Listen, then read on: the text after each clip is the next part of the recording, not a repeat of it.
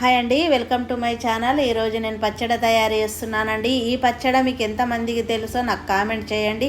1 KG మునక్కాయలు తీసుకొని నీట్గా కడిగి తొక్కంతా తీసి ఆయిల్లో డీప్ ఫ్రై చేసుకోవాలి.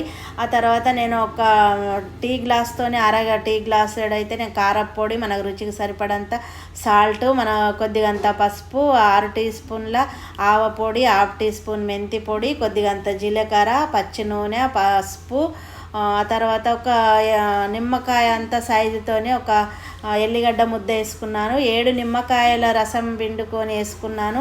అయితే నాకు ఆ పులుపు సరిపోలేదండి. అయితే ఇంకొక దాదాపు 3 నుంచి 4 నిమ్మకాయలు వేసుకుంటే నాకు పులుపు అన్నది సరిపోతుంది.